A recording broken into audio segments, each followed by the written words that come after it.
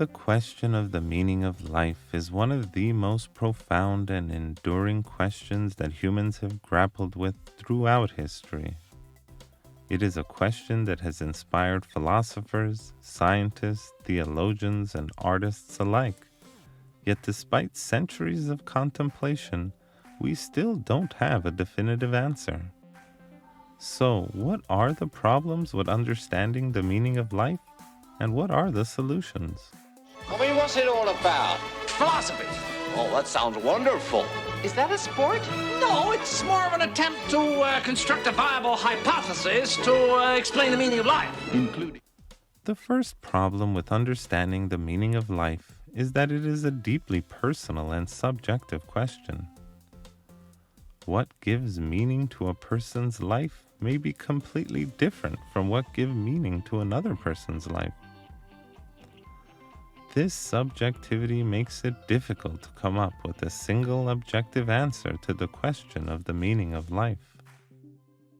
The second problem is that the question itself assumes that there is a universal meaning or purpose to human existence.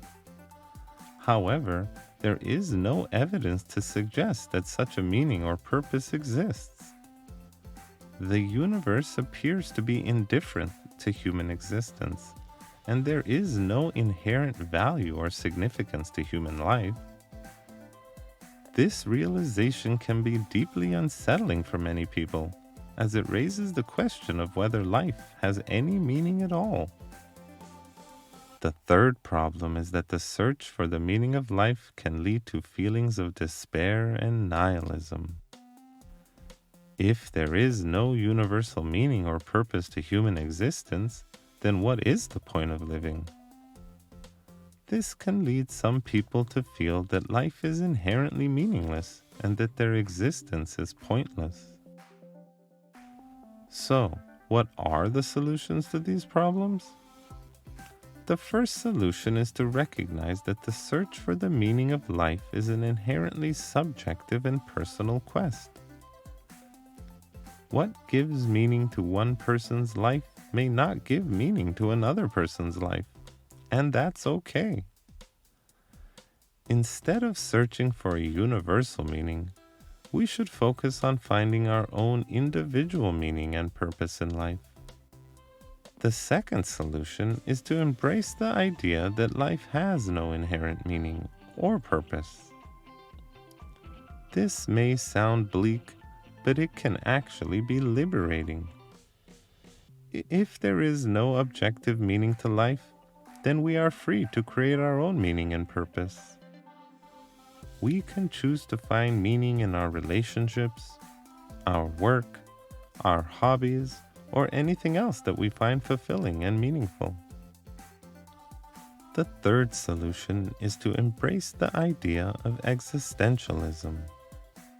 Existentialism is a philosophy that emphasizes individual freedom and choice, and encourages us to create our own meaning and purpose in life.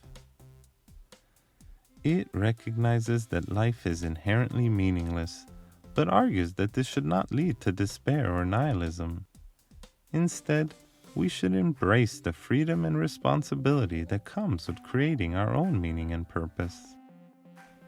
In conclusion, the question of the meaning of life is a deeply personal and subjective one, and there is no objective answer.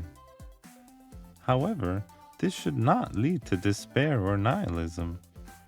Instead, we should embrace the freedom and responsibility that comes with creating our own meaning and purpose. By finding our own individual meaning and purpose in life, we can live more fulfilling and meaningful lives and make the most of our time on this earth.